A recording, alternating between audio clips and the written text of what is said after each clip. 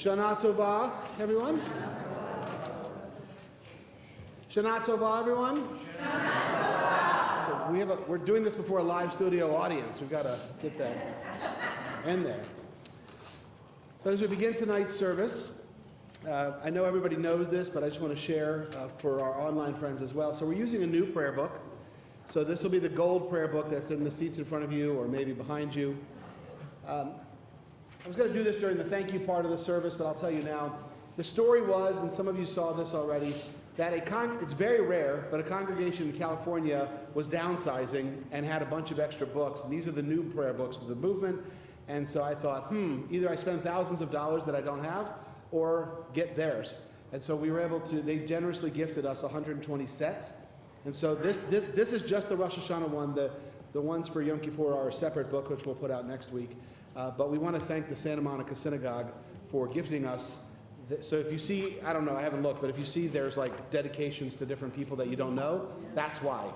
We're going to begin tonight with lighting of our candles, but before we light our candles, I'm going to offer a candle as we do each week on Shabbat, but we'll do it here for those still in captivity in Gaza. So we'll take a moment and then we'll bring up the bantas for the holiday lights.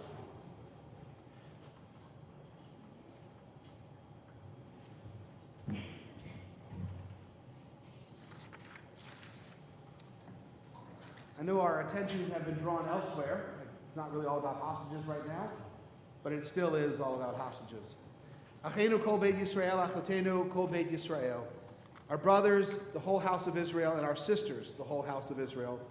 Those who are in distress and captivity, who wander over sea and land, may God have mercy on them and bring them from distress to comfort, from darkness to light, from slavery to redemption.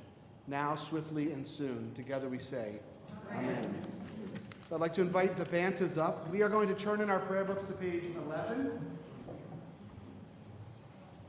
For those who are online, there's going to be, I'll put in the chat again, there is going to be a different page. So it'll pop up right now. And you just click on the Rosh Hashanah Evening Machzor. This is for our online friends. And we are on page 11 as we welcome in the new year with light.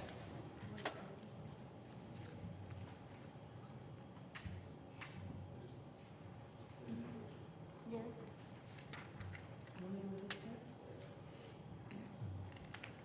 The first mitzvah in the Torah is let there be light. So we are commanded in everything you do, be a menorah, a bringer of light. Live with honor, act with integrity, do your work with passion, and the radiance of your deeds will live after you. May our ideals burn bright, forever unextinguished, and may we live our lives like the flames we kindle, always stretching upward, striving for the good, reaching for you.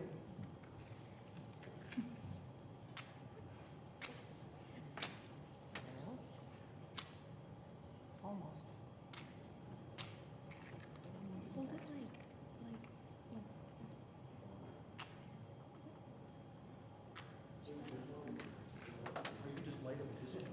Yeah, well, you try. Right, I'm having a problem. There we go.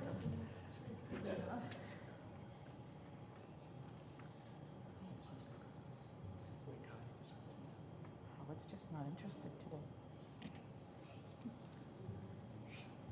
No, you do it. I insist. Mom, you're gonna burn your hand. Mom. Okay. Baruch atah Adonai, Eloheinu melech haolam, asher kiddushanu b'mitzvotav, v'tzivanu l'chal ne'er shel yom tov. Source of blessing, eternal our God, who fill the universe with majestic might, teaching us holiness through sacred obligations, giving us the mitzvah of bringing light on this festival. Baruch atah Adonai, Eloheinu melech haolam, SHE-HECHIYANU v'kiyamanu l'zman hazeh. Source of blessing, eternal our God, you fill the universe with majestic might, giving us life, upholding the life within us, and bringing us to this time. Baruch atah Adonai, Eloheinu melech haolam, asher kideshanu b'mitzvotav, v'tzivanu lehalikne shel yom tov.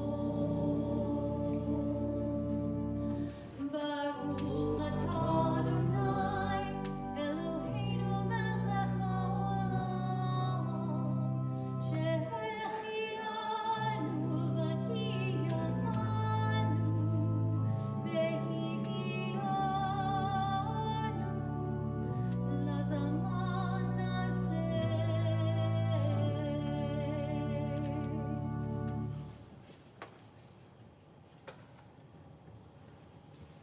So this will be my last announcement about the new books. The reason I bring it up is because we have a lot of guests tonight, and they're thinking, oh, this is their regular prayer book. It's not. It's the first time we've ever used it. So we're kind of making our way through this new Reform Movement High Holy Day prayer book together. So for our online friends, you'll see the link there in the chat.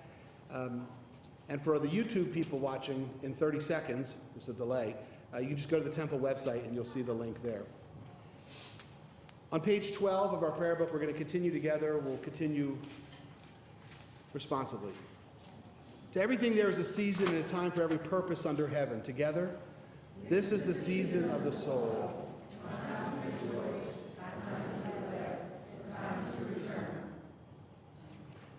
A time to gather around the table with loved ones and friends, a time for song and silence, for prayer and confession to open the heart. A time to retreat to our sanctuaries within, a time to renew the life and spirit of our community.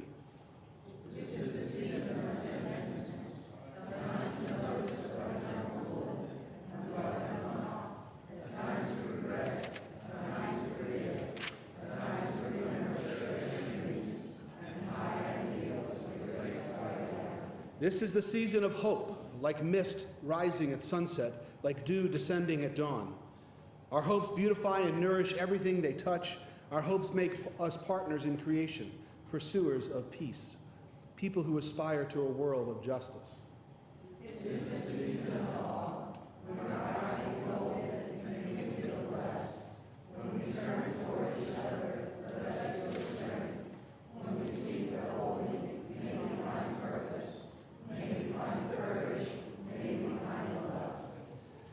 We turn to page 15.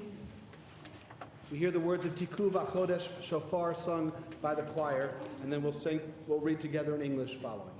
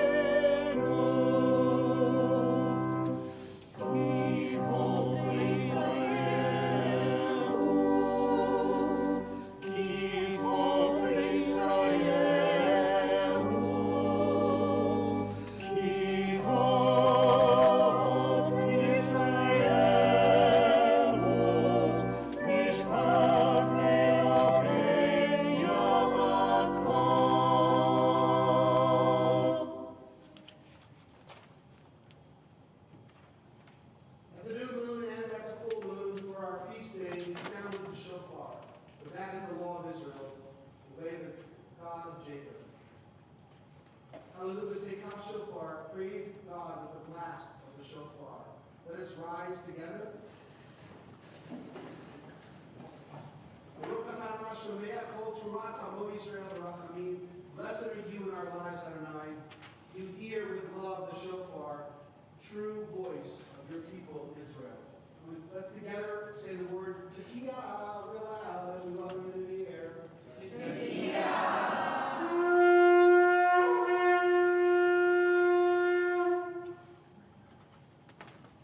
We'll have the full set of calls tomorrow morning, but we continue at this moment on page 17.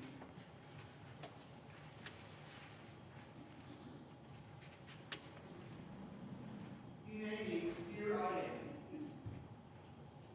So before indeed I tremble in fear, overwhelmed and apprehensive, before you to whom Israel sings praise, although unworthy, I rise to pray and seek favor for your people Israel.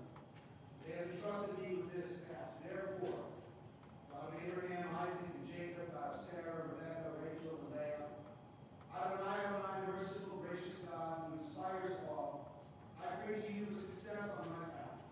I pray for myself and my community, and not hold them responsible for my wrongs and offenses. May my deeds cause them no shame. May their deeds cause me no shame. Continue on page 19.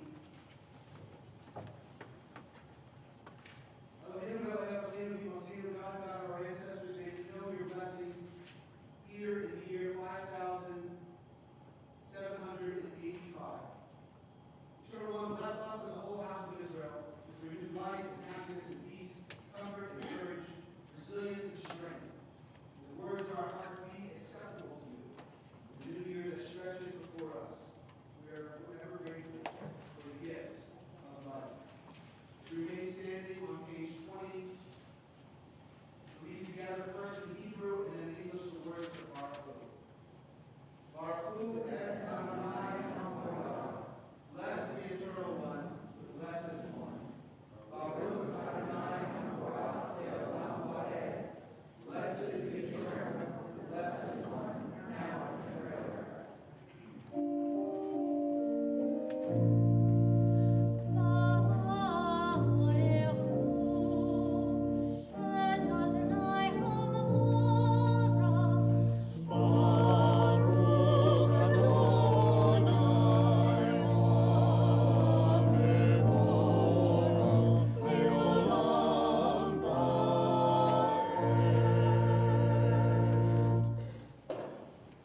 Page 22. Blessed are you, Adonai, your great name fills the universe with majestic light. Your word creates twilight and dusk, as your wisdom opens the gates of nights. Your discernment separates the changing seasons and causes the passage of time. The stars, arrayed across the sky, reveal your design. You roll out the cycle of darkness and light, shaping day and night. You sweep away day and carry the world into nightfall, setting day apart from nighttime. You are God of all we can perceive and all that is beyond our perception. Living eternal God, be our sovereign to the end of time. Together at the bottom in Hebrew. Blessed be Adonai, creator of twilight and dusk. Page 24.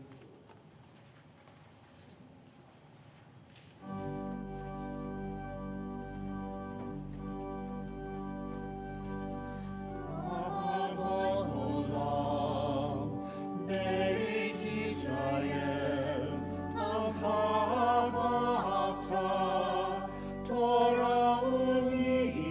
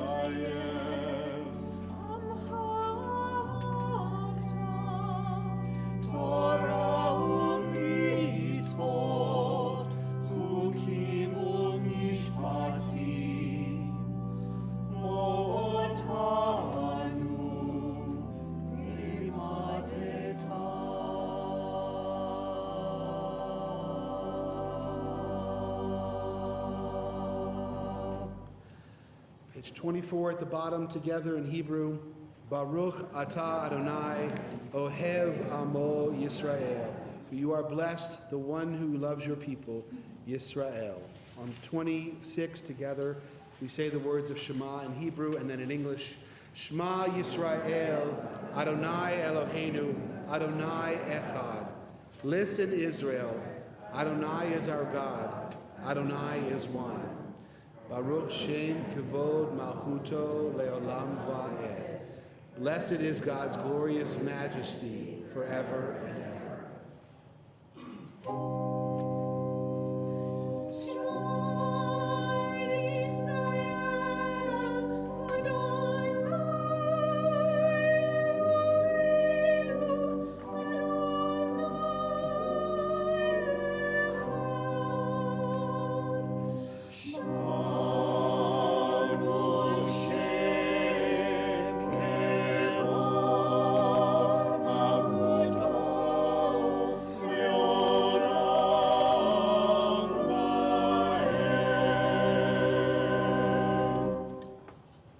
Please be seated.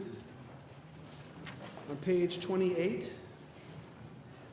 And just so you know, for those who are new, this is a new prayer book, but it's similar to the Friday night prayer books. The design of these are intentional, that there's stuff on the left, so your eyes will wander and you'll kind of get caught in different moments of meditation. Great. That's what they're there for, just so you understand how this particular prayer book works. On the left and right pages are designed to be one group. ואהבת את אדוני אלוהיך בכל לבבך ובכל נפשך ובכל מאודיך והיו הדברים האלה אשר אנוכי מצווך היום על לבביך ושיננתם לבניך ודיברת בם בשבתך בביתך ובלכתך בדרך ובשוכבך ובקומך וקשרתם לאות על ידיך והיו לטוטפות בין עיניך וכתבתם על מזוזות ביתך ובשעריך למען תזכרו ועשיתם את כל מצוותיי והייתם קדושים לאלוהיכם אני אדוני אלוהיכם אשר הוצאתי אתכם מארץ מצרים להיות לכם לאלוהים אני אדוני אלוהיכם. Amen. Turn to page 33. Near the bottom of the page is a poem based on Deuteronomy. It says, "You have stayed long enough in this place," God said, "so it's time to go forward. Turn your face to the future. Believe that you can cross this sea and survive. Inside you is a Moses, within you a Miriam dances, unafraid. Lift up your voice and sing a new song." Page 34. Witness to this heroic might. The people thanked, witnesses to this heroic might. The people thanked and praised God by name, freely accepting the reign of heaven. It was then that Moses and Miriam and all Israel sang to you this song of utter joy.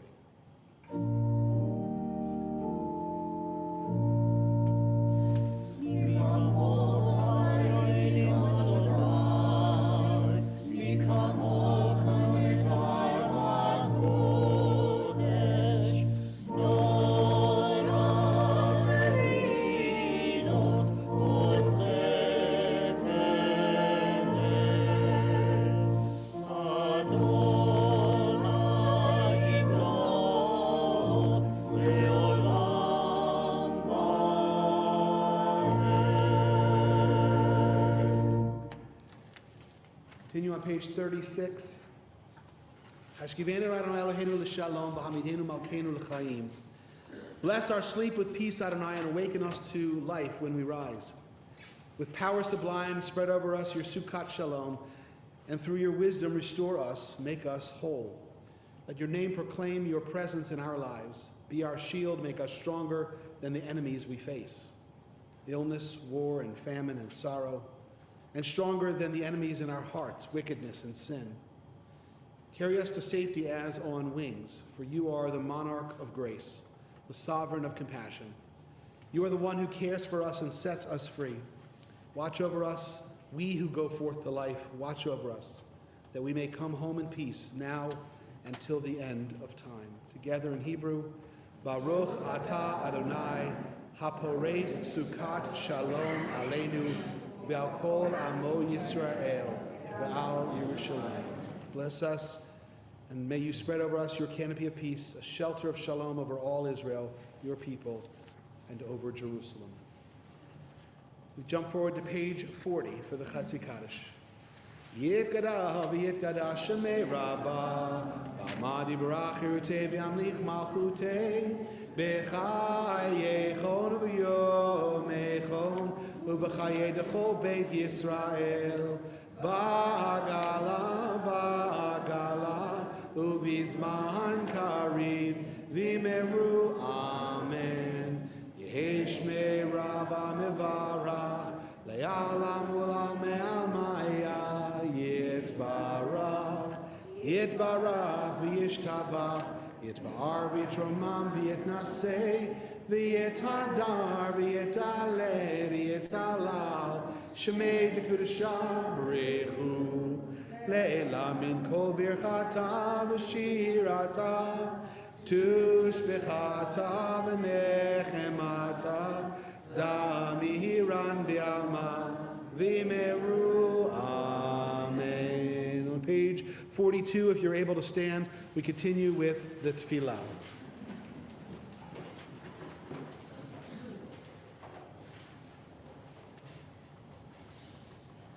We hear first the words of Rabbi A.J. Heschel. The words of our prayers must not fall off our lips like dead leaves in the autumn. They must rise like the birds out of the heart into the vast expanse of eternity. Adonai sifatai tivtachu fi yadi tehillateh. Adonai, open my lips that my mouth may declare your praise. Baruch atah Adonai, Eloheinu, Elohei Eloheinu, Eloheinu, Elohei Abraham, Elohei Yitzchak, Elohei Yaakov, Elohei Sarah, Elohei Rivka, Elohei Rachel, Elohei Leah, Elohei Yaakov, before God,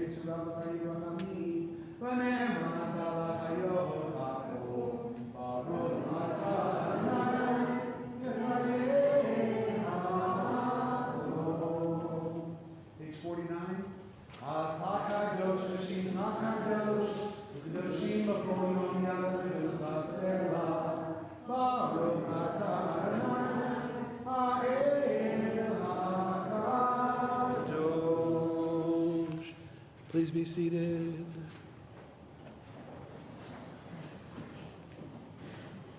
On page 53, we'll continue in English. You chose us with love to be messengers of your mitzvot, and through us you made known your aspirations. Among all the many peoples, you gave us a pathway to holiness. Among all the great nations, you uplifted us and made yourself our sovereign. And so we seek you and serve you and celebrate our nearness to your presence. Your great and sacred name has become our calling. On page 55, in the middle of the page, favor us with words of deliverance and mercy. Show us the depth of your care. God, we await your redemption, for you reign with grace and compassion. We turn to page 58.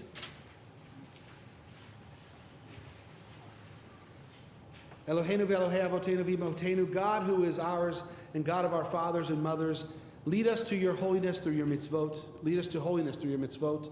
And may each of us find a portion of Torah that is ours. You bestow such goodness. Teach us to be satisfied and to know the joy of your salvation. Help us to serve you truly with purity of heart. For you are a faithful God whose truth stands forever. Baruch atah Adonai melech al kol haaretz mikadesh Yisrael v'yom hazikaron. In just a moment, we're going to continue on page, not yet, but page 60, where we'll hear the beautiful new melody of Retzeh, but the prayer leading into it at the bottom of 58. Our praise to you, Eternal One, whose power pervades all the earth. You bring holiness to the people Israel and to this day of remembrance.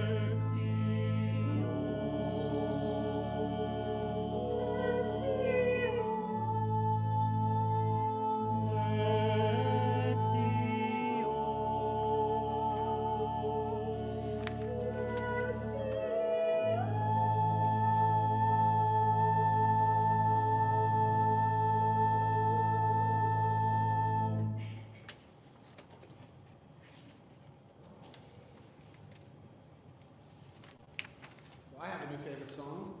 Yes. That is a melody that I've been hearing over the years that I'm so thankful for our choir to bring this night. I was saying that I want to thank the choir for singing such a beautiful song. Somebody's phone was saying that too. We're going to continue on page 62. God who is ours, God of all generations, for you are grateful. For you we are grateful forever. To you we are grateful forever. Rock and protector of our lives, your saving power endures from age to age. We thank and tell the tale of your praise, your power in our lives, your caring for our souls, the constant miracle of your kindness. Morning, noon, and night, we call you goodness, for your compassion never ends. We call you mercy, for your love has no limit. We call you hope, now and for all time. Amen. Continue on page 66, jumping forward a bit. Shalom Rav al Yisrael Amcha Tasim Leolam. Peace, profound and lasting, all-embracing. Peace, let this be your gift to Israel, your people. In your goodness, author of peace, bless us and all people, every season, every hour, with the peace that is yours to give. Together, let us read in English. Let us and the whole family of Israel be remembered and inscribed in the book of life. May it be a life of goodness, blessing, and prosperity. May it be a life of peace. In Hebrew, Baruch atah Adonai, OSEH HaShalom. You are the blessed one, the eternal source of Shalom.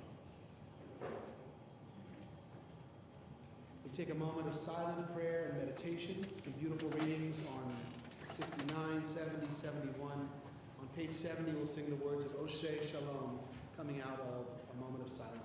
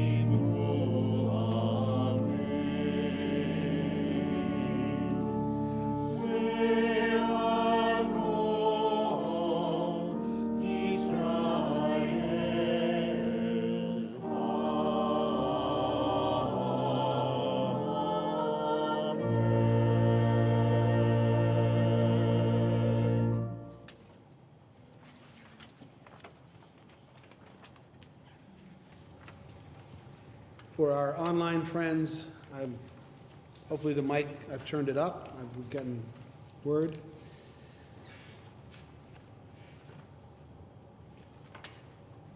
We're going to turn in our service to page 74. As we come to AVINU MALKEINU.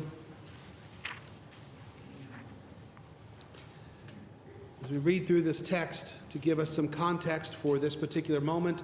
And of course, AVINU MALKEINU is going to be sung throughout the whole high holiday period over the next 10 days. We have a tradition at Bethel of singing a particular melody tonight and tomorrow morning, the Janowski, which you'll know in just a moment, or the more traditional calling, the Streisand version. And then we have the folk melody on Yom Kippur, which ends back with this particular version. But the melody aside, the words themselves are important on page 74. AVINU MALKEINU, strong was the faith of generations before us. In exile, they proclaimed enduring hope. In the shadow of persecution, they affirmed a transcendent love and compassion. Ours is a different age, less confident and less certain, more tentative in its trust. There are many who say the works of their hands, to the works of their hands, you are our gods. But when our worship centers on our own creations, we feel less gratitude, more doubt and despair. This is the paradox of our spiritual lives.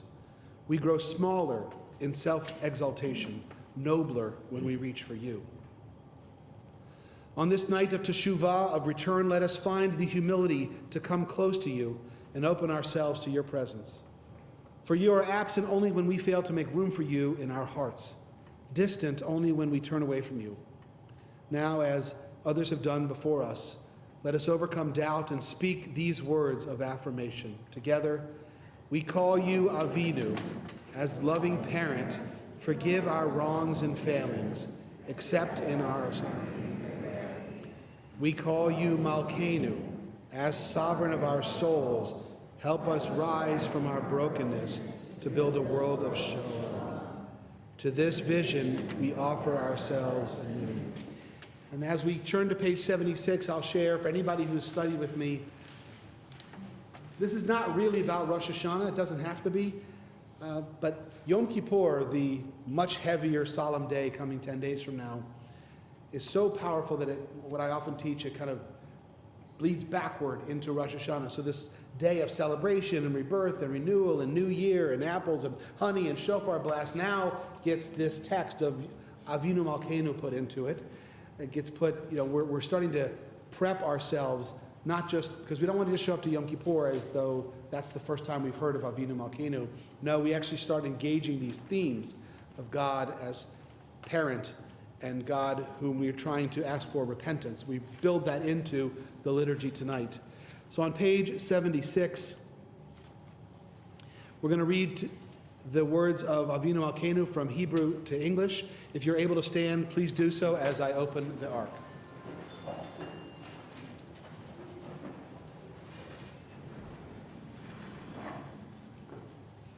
AVINU MALKEINU, Ein Lanu Melech Ata. Together, AVINU MALKEINU, Almighty and merciful. You alone are sovereign. AVINU MALKEINU L'mancha Rachem Aleinu. AVINU MALKEINU, for your sake, show us mercy. AVINU MALKEINU Aseh Manu L'man Shmecha. AVINU MALKEINU, act toward us as befits your name. AVINU MALKEINU Shlach Refuach Shlema L'cholei Amecha. AVINU MALKEINU, bring healing and wholeness to the Olam. AVINU MALKEINU Kra Ro'ag Zar Dinenu. AVINU MALKEINU, the way of harshness of the decree against us. AVINU MALKEINU Kotvenu B'Sefer Geula V'Yeshua.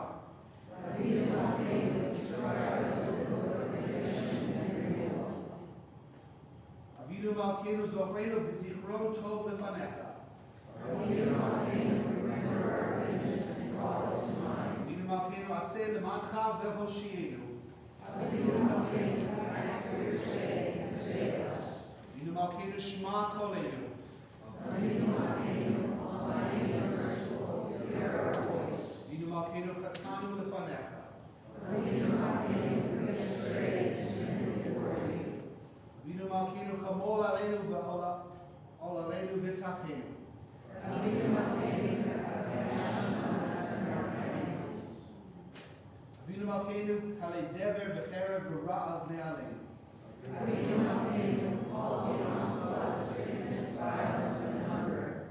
Malkeinu, Kalei Kol Tsar U'Mastin Me'aleinu. Avinu Malkeinu, Kodvenu V'Sefer Chaim Tovim. Avinu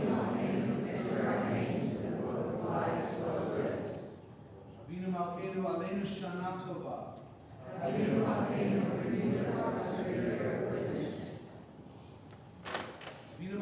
Chonenu V'Anenu Ki'im Banu Masim, Aseh Imanu Tzedakah V'Chesed V'Hoshienu.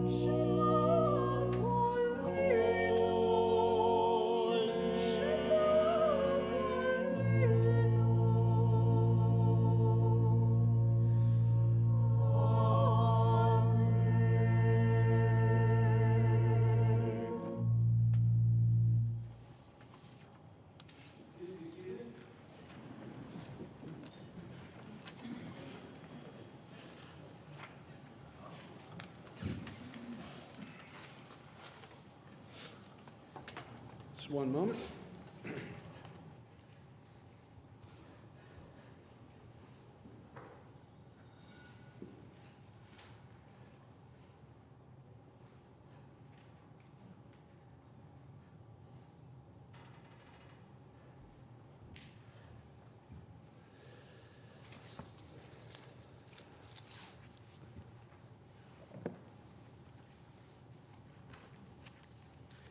So as we gather this evening, of Rosh Hashanah, we begin a new year, I felt that it was appropriate to take time to talk about a completely different holiday. Why talk about Rosh Hashanah? Let's talk about Purim. You know Purim. It's the silly one where we get dressed up and we eat hamantashen and we read the Megillah and we shake groggers. That one.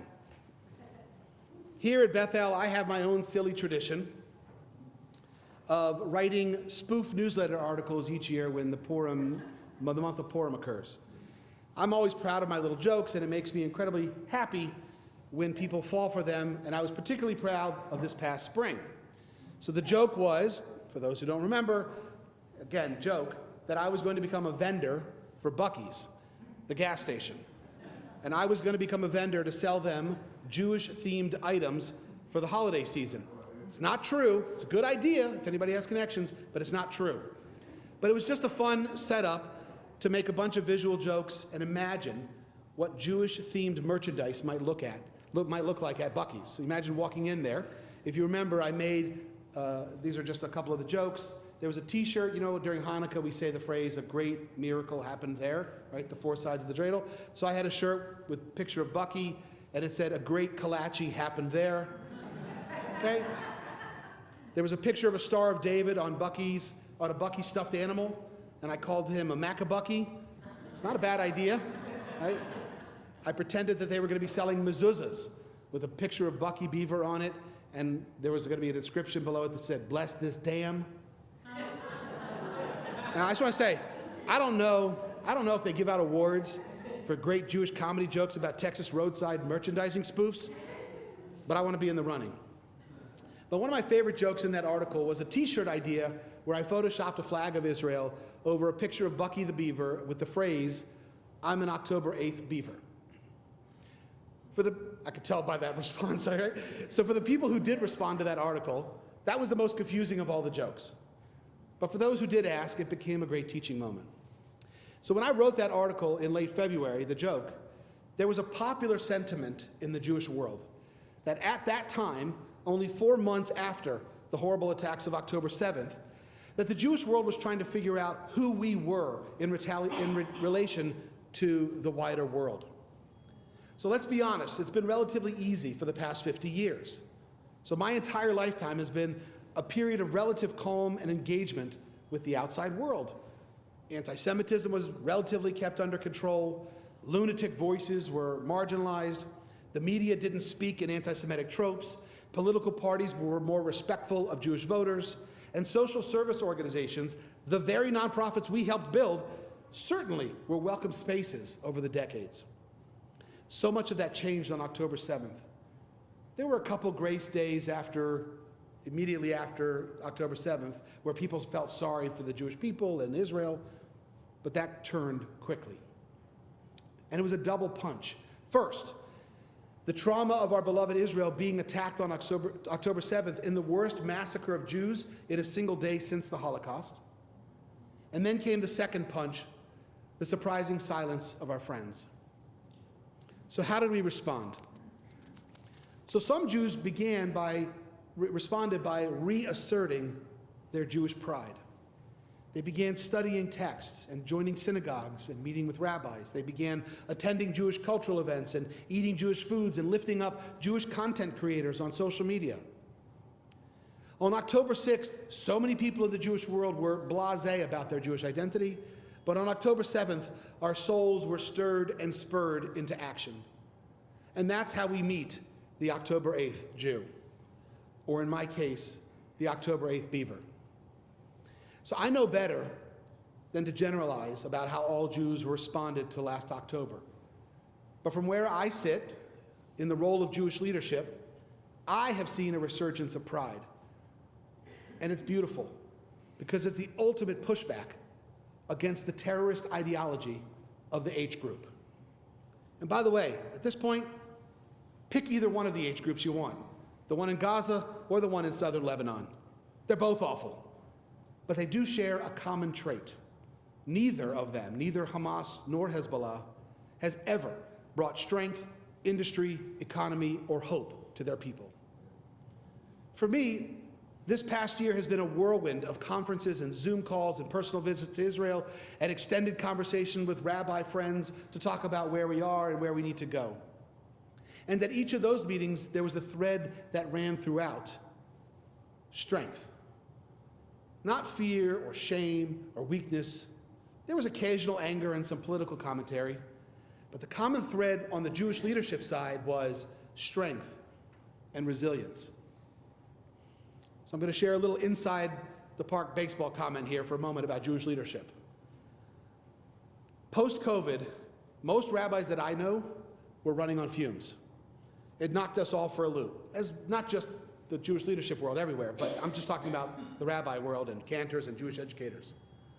It knocked us all for a loop during COVID, and at the same time as that happened, the reform movement started shuttering its programs and its institutions. So now, all the professionals that I knew were doing double duty. We were still working in our communities, but we had no national safety net to support us. We were exhausted. Then, as things started to rebuild, the conversations shifted away from COVID and safety practices and masks to how to re-engage those who maybe took time off from being Jewish during the pandemic. And then came October 7th. We were exhausted. But what was once a fun conversation about Jewish engagement became an existential dialogue about Jewish preservation. In the world of Jewish leadership, if we were exhausted before, our gas tanks now were on full. We should have had enough gas to last for one night of energy, but miraculously we found ourselves with fuel for 8 nights. I think that's how the story goes. So what gave Jewish leadership this boost of energy? So a lot of it came from you all. A lot of it came from within the congregations and the communities. Like I said, people were eager to learn and pray and engage in ways they had not before, and that gave us a lot of energy. You could see our fuel tanks going up like this. But a lot of that energy came from outside, from the world of Jew haters, who used these past 12 months to rediscover and repopularize the anti-Semitic tropes that call for the marginalization and, in extreme cases, the extermination of the Jewish people, or as we call it, Tuesday, right? So there we go. You all know my joke. There you go. But let's talk about the past 12 months. This round is particularly painful because the haters have allied with one another, and they've allied with the H groups to celebrate their evil. So let's talk for a minute about what it means to exist in a world where we are surrounded by evil. I know we don't like talking about it. I know that our language is better suited to talk about peace and coexistence and dialogue, but those conversations are awesome and wonderful to have when we could have them, in a time when society made sure that evil was kept at bay. But now, today, we run into people who print banners at Kinko's calling for the death of Jews. And they demonstrate in the streets, and they take over college campuses. And worst of all, they promote a moral equivalence between good and evil. They assert, incorrectly, well, one person's terrorist is another person's freedom fighter. Wrong. They say they don't like Israel, but they are okay with Jews. That's just another form of Jew hatred. They rationalize hatred and evil in a way that is destructive to themselves and destructive to society. And for some reason, we're not allowed to push back and call evil for what it is? Yeah, of course we can. So let's talk about evil. By the way, Jews have a PhD in dealing with evil. I know it's just a piece of paper on our collective walls. We haven't used the degree in a while. But as we deal with this moral decay, as we deal with those who seek our destruction, we have to dust off that PhD and remember what's in our DNA. The ability to fight back. And so we were woken up on October 7th to a new world that looked a lot like the old world. And the question everyone asks is, how does it end? So I've shared this before, and I don't take credit for it. It comes from Hillel Fuld. He's an Orthodox Israel tech entrepreneur and social media activist. Somewhere in the middle of the current conflict, he gave a talk here in the States, and they asked him, how does this end? And he uttered a very simple phrase. He said, I already know how it ends. We win. So he went on to explain what he meant when he said, we win. He referenced the wide stretch of Jewish history that demonstrates this idea. Because we have a long history of battles and troubles and attempted annihilations, but they all lose. They all lose. The Jewish people have emerged victorious in every story. Sometimes we're battered and bruised for sure, but there's a reason that we're sitting here tonight comfortably chanting the words, of prayer and saying Am Yisrael Chai, the Jewish people live. The sermon from a couple weeks ago, that on the very location where Rabbi Akiva was murdered 2,000 years ago, there's a concert I went to a couple weeks ago where they're singing Am Yisrael Chai. It's because previous generations have taken the punches and they have survived. It's the same punches we're taking today. The most famous story of near annihilation is found in the biblical scroll of Esther. Every Purim we're commanded to read the Megillah. We hear that familiar story of Haman's evil plan to destroy the Jews. And every year as we read through the text, we all know the ending, but somehow we're nervous as the story moves on. We want to get to the point where he gets defeated. And then comes the plot twist where we learn about Queen Esther at the urging of Uncle Mordecai to stand up for herself and for the Jewish community and call out Haman's evil plans. I have a grogger down here. I'm not going to do it, but you all know, right? We know that had it not been for Esther's bravery, the Jewish community of that day might have been destroyed.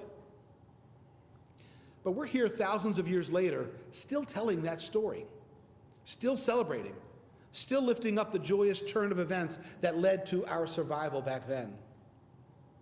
But here is something interesting. Anytime that the Jewish community experiences a near massacre, they actually turn it into a celebration called, anybody want to guess? What do they call that celebration of the near massacre? Purim. If you ask any Jew, when is Purim? They will simply tell you, oh, that's the holiday in the spring. But a better answer to when is Purim is which Purim? Because believe it or not, there are over 100 Purims on the Jewish calendar. By the way, don't feel that bad if you don't know that. I didn't know that. This is news to me. And it's not part of our normal Jewish calendar, but if you look deep into how the calendar is constructed, you will see over 100 Purims, and they're all connected to an event or a city name where it nearly happened. Each one of those Purims recall a local near disaster that got flipped on its head. So I'm going to share 3 quick examples of other Purims that you've never heard of, and 2 ones that you are familiar with. First one, this is just an example. There's one called Purim of the Bandits, which, by the way, is the name of my next album. Purim of the Bandits. That's such a hardcore name. So, quick story. In 1786, in the Ottoman Empire, in a town that I can't really pronounce, Gumeljana, it was up on the northwest part of Turkey, kind of near Romania today. The city there, Gumeljana, was attacked by 5,000 robbers. And the governor of that city managed to drive off the invaders, right? So this is robbers over here, the governor fighting them off here, and guess who gets in trouble? The Jews, right? So the Jews were accused of helping bandits enter the city. The Jewish community went to great lengths to fight with the governor, to prove their innocence, and get this, they were successful. They proved that they had nothing to do with this group. And so further disaster was averted. So for that community in early September each year, they would celebrate a special local festival called Purim of the Bandits. Number 2, there's also Purim Cairo. These are crazy stories, by the way. By the way, think about Esther. That's also a crazy story, right? Guy got mad because somebody didn't bow down to him and they were going to massacre all the Jews. Yeah? Okay, here's Purim Cairo. In 1524, the governor of Egypt arrested 12 Jewish leaders of Cairo and demanded a ransom for them.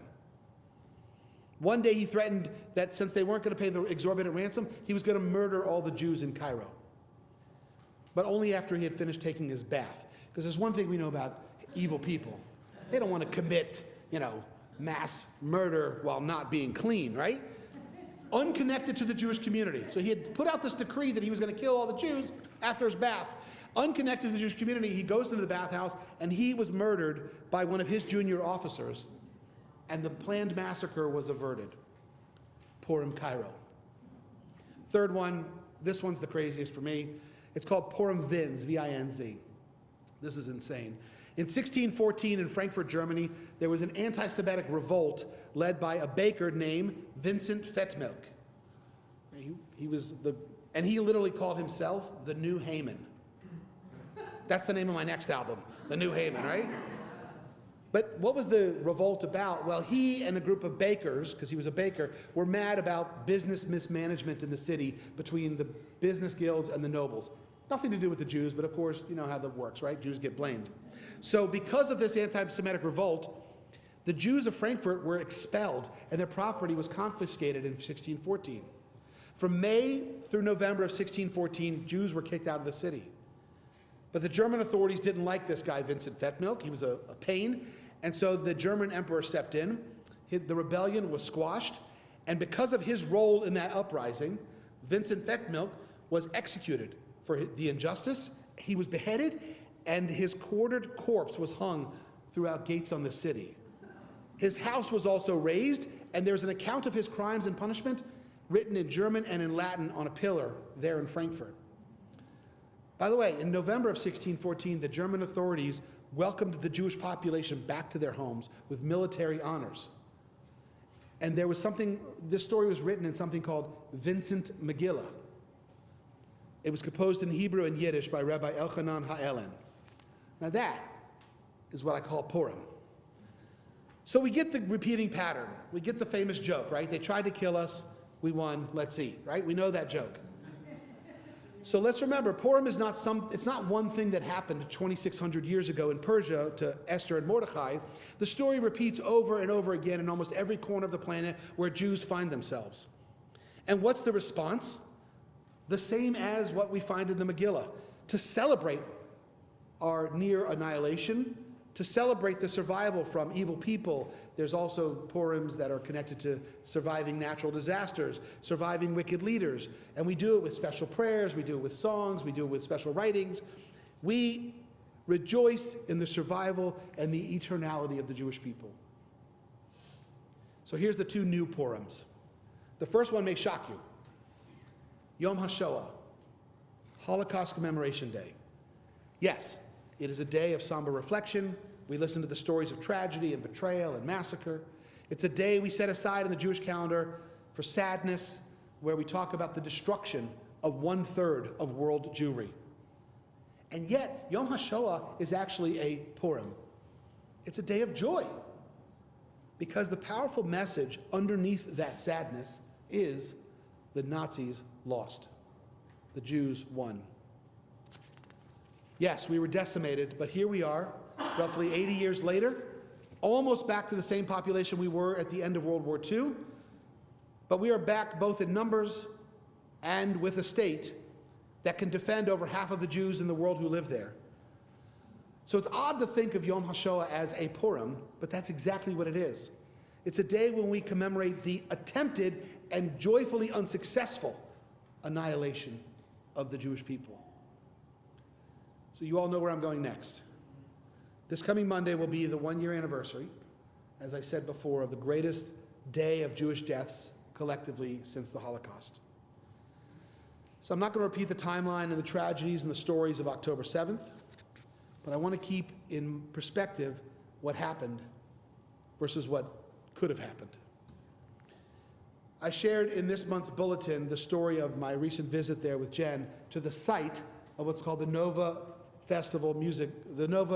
Music Festival massacre last October 7th. So one thing I didn't share in the article, but many people have come to learn, is that when the terrorists came upon those party goers in the forest, they were surprised. In all their preparations, the terrorists didn't expect to stumble upon a crowd of thousands of young festival goers. So unfortunately, the massacre that took place with those beautiful young people at the campground, and as they fled, is an eternal mark of sadness in the Jewish soul. But what we have since learned is that because of this chance and unexpected encounter, and the resistance that the terrorists face, it slowed down those Hamas fanatics from their actual goal, which was to make their way further into the country towards Beersheba, which is in the North Negev, the coast, Ashdod and Ashkelon, further up to Tel Aviv, God forbid, and then over to Jerusalem. But on the way, they encountered this surprise at the Nova Music Festival site, and it slowed them down. Let's be clear, this is not some blessing in disguise. That's not how we understand it. It's an outright tragedy. But it is a piece of a larger story that what could have been didn't come to be. The H group, thankfully, never achieved their true objectives of going deeper into the country and causing more havoc. So yes, it is possible for us to understand that October 7th, a day that will commemorate for the rest of Jewish history, 1,000 years from now there'll be an October 7th commemoration. We can also understand that day to be a Purim.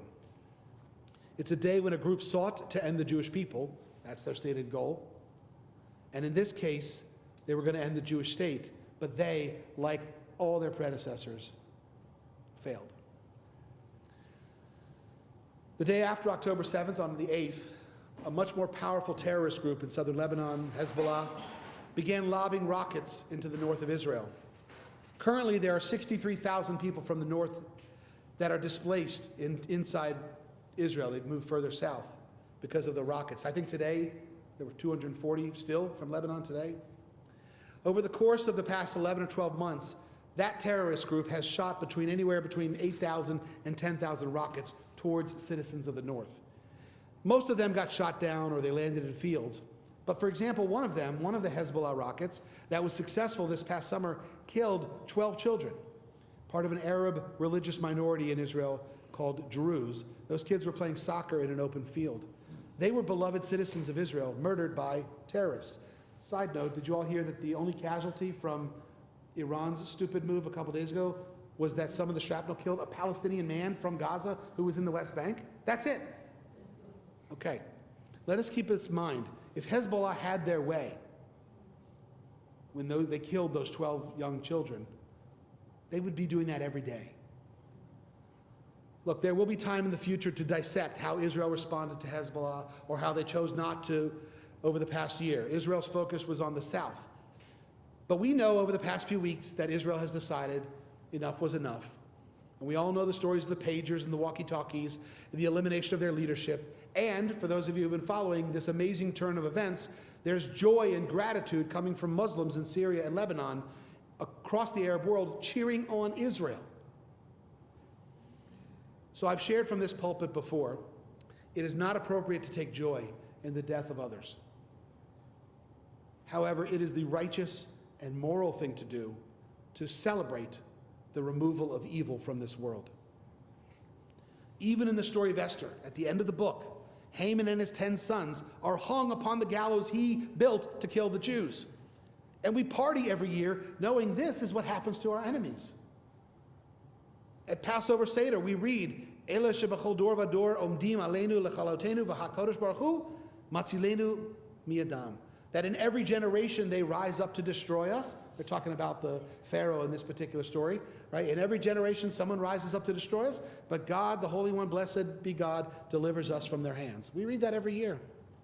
So there is precedent, there is history, there are stories, and even if we didn't know about all those Purims that existed on the calendar, that existed through our wanderings, they happened. And every attempt to destroy Jewish communities, whether by Jew hatred or natural disaster or terrorism, every one of those attempts failed.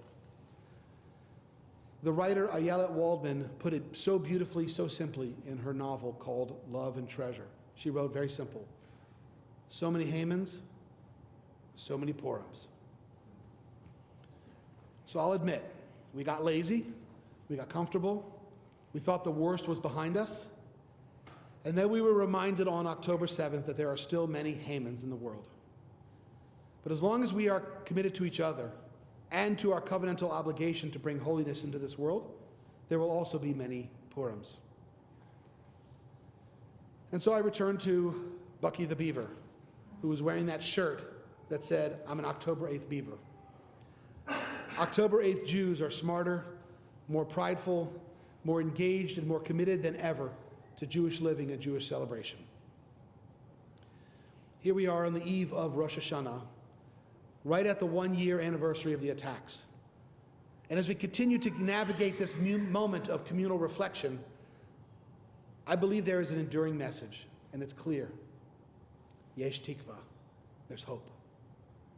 Just like the shofar wakes us up spiritually at the beginning of each new year, so too did this monsoon of terrorism and Jew hatred and anti-Semitism on campus and media bias and communal disconnect cause us to take a step back and push us to reflect on our priorities. If this is a moment of reflection, then let it also be a moment of hope. A couple of weeks ago in Israel, I was reminded of a beautiful quote by Rabbi Jonathan Sachs of blessed memory. He wrote a book called To Heal a Fractured World, and he shared this powerful insight on hope. It's beautiful. He wrote, quote, "Optimism and hope are not the same. Optimism," he said, "is the belief that the world is changing for the better. Hope is the belief that together we can make the world better. Optimism," he said, "is a passive virtue. Hope, an active one. It needs no courage to be an optimist," he said, "but it takes a great deal of courage to hope." End quote. If our history has taught us anything, it is that we have suffered through Hamans, and we have rejoiced in their failures with many Purims. And if the past year has taught us anything, it is that we are part of a proud, loud, resilient, and hopeful people. On this Rosh Hashanah, let this be our guide. Tik'U, hope, active participation in building the world, and sometimes having to rebuild the world that God had in mind when God created it. Chazak, chazak, from strength to strength. Shana Tova.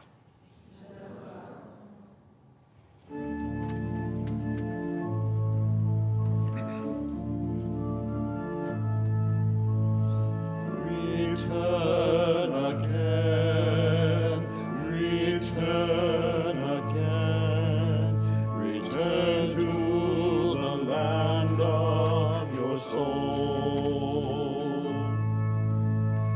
Return again, return again, return to the land of your soul.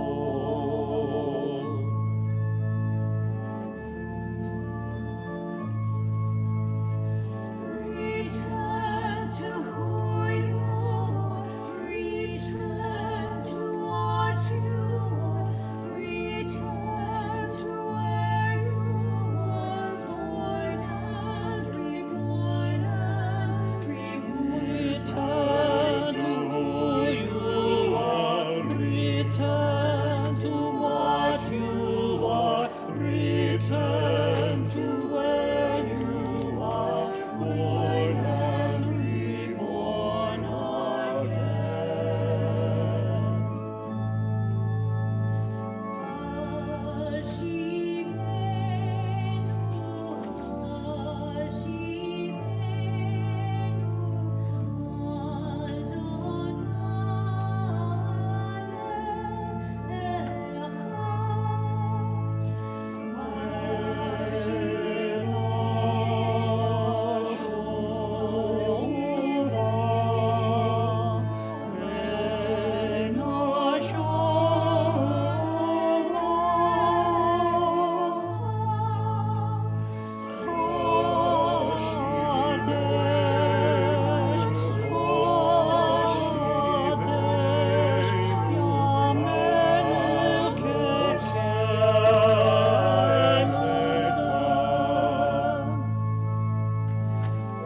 Return again.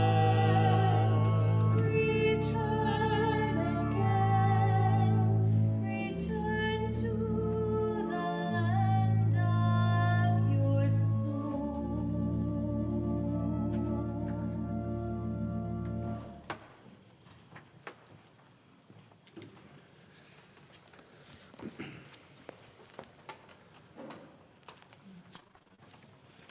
I want to share some announcements before we continue with the conclusion of our service. I know at this point I'm competing against food in the next room, so I'm aware. I want to thank, so we have some pulpit flowers up here. I'll show it to our online friends.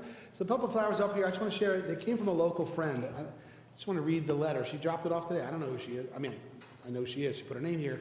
I'm not going to share her name because that's not really the point, but she just said, "I'm praying for Israel and for the safety of all Jews, and your holy days begin, and as October 7th approaches." Nailed it, nailed it, nailed it. So she says, she also said her Sunday school class is praying for our safety, and that she had worked many years ago and was very fond of Jews and the Jewish community.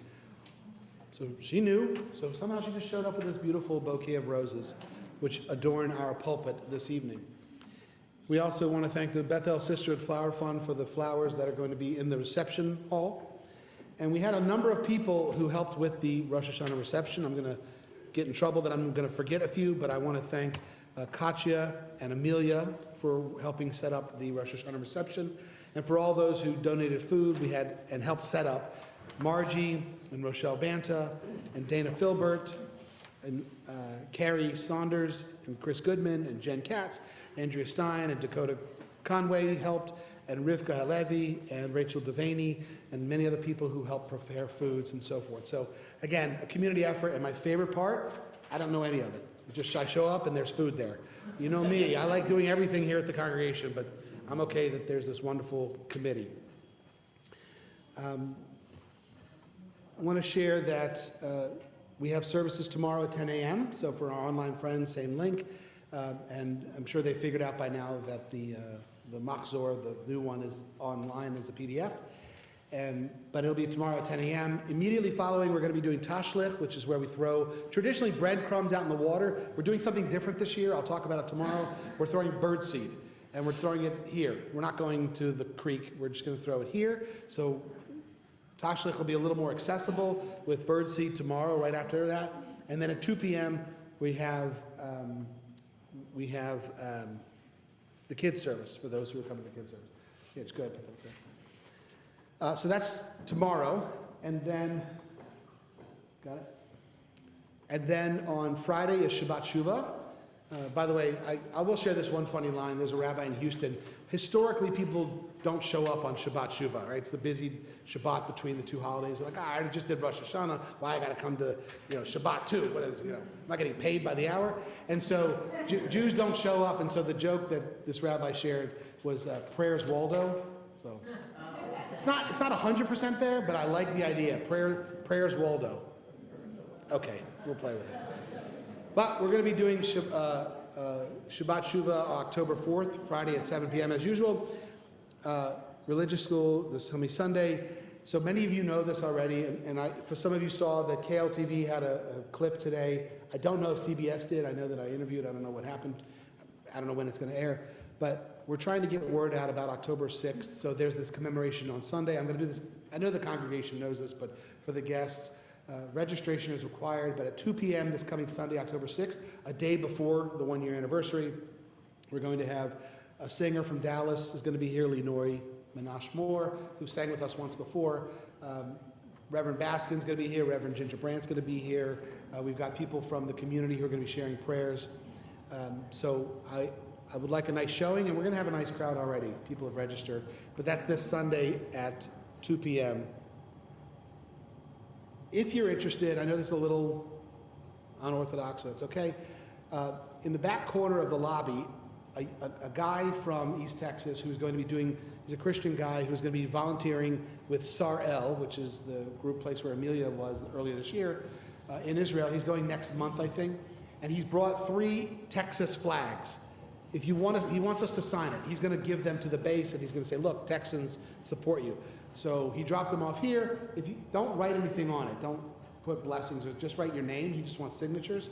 If you want to do that, you don't have to, but you'll see them in the back corner. They're welcome for you to sign those Texas flags. I want to thank Officer Mobley, who is here tonight, our police officer. And just one other thought before we continue. For those who are guests to the congregation, we traditionally welcome donations, not tonight, but at some point during the holidays. If you want to be a financial supporter of Congregation Bethel, you are welcome to do so online, just as a way to say thank you for putting services together. So to our online friends and to our guests here tonight, we're happy that you're here. Just a word of a pitch for some support. And finally, our beautiful choir, led by Jeffrey Ford, our organist, and led by Megan Pierce, who is our soloist on Friday nights. She is joined by May Wright and by Kevin Pierce and by Andy Martinez. And we thank them for all their prep work in putting together this beautiful music that we heard tonight and we're going to hear throughout the holidays. We're going to turn in our prayer book to page 82. But before we continue on page 82, I'd like to offer a Misha Berach, a blessing for those in our community in need of healing. May the one who blessed our ancestors be present to those in our community in need of healing and strength. We pray for continued strength for Adele Regan. She just got home from the hospital. As she's recuperating, our prayers are with her. For Dan and Joyce Johnson, for Sheila Rust, for the Antis family, and for all those whose names I may not have mentioned, but we certainly offer our own prayers for health and healing for those around us. And with our friends in Longview, we still pray for strength for Sue Ann Day, for Audrey Carroll, for Joseph, and for Grace Eddings. Baruch atah Adonai merapeh tacholim. We praise you, God, who heals the sick. Amen. On page 82, if you're able to stand, please do so at the top of the page as we continue with ALEINU.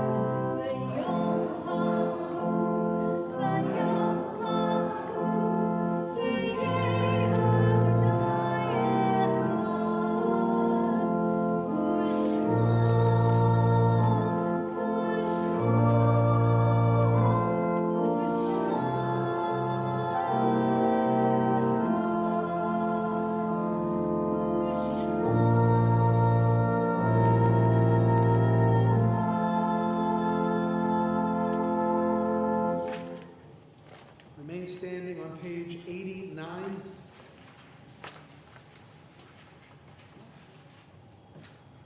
We learned that the light of life is a finite flame.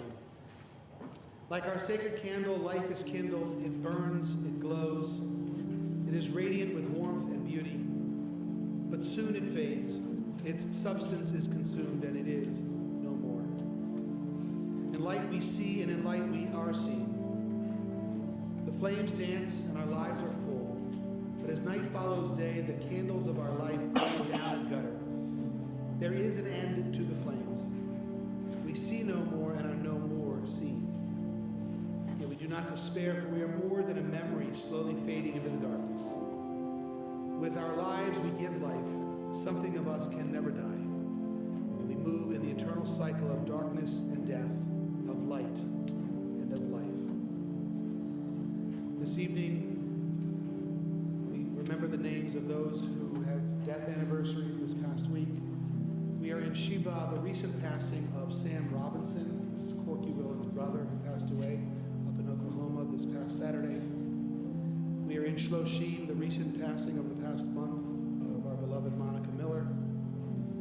And this evening we honor the yard sites of David Meyer Levy, Charlotte Nader Stockman, Harvey Kroll, Ed Chinowitz, Marvell Goldfeder, and David Rappaport. Together, as we remember them on page 90, let us together recite the words of Kaddish.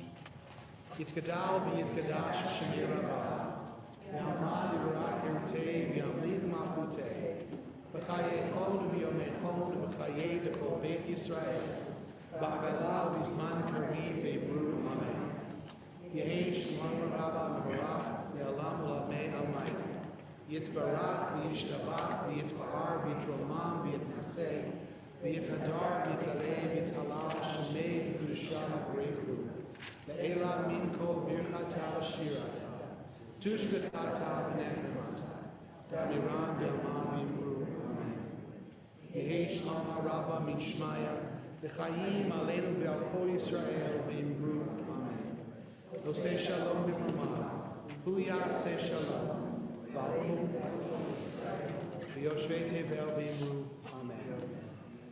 May the source of peace bestow peace on all who mourn and bring comfort to all bereaved. Again we say, Amen. Please be seated. We turn in our prayer books to page 94. So it goes like this. We have a closing song, page 94, Adon Olam. We have a closing reading, right after that, a quick one. I'm going to do the blessing for bread, and then we're going to go eat. But there's another reason to celebrate tonight. It's one word, and it rhymes with shmaklava, and it's baklava. Or we say baklava. So we have our beloved Anwar back here, and Anwar has brought from his family some sweet treats for us for the celebration of the new year. Look, this is a difficult year, but what underpins it all is love, and we, at least in the community, have these kind of friendships. So tonight we're going to celebrate. Let us sing together the fun Shalom Secunda melody of Adon Olam as we come near the end of our service. Adon Olam.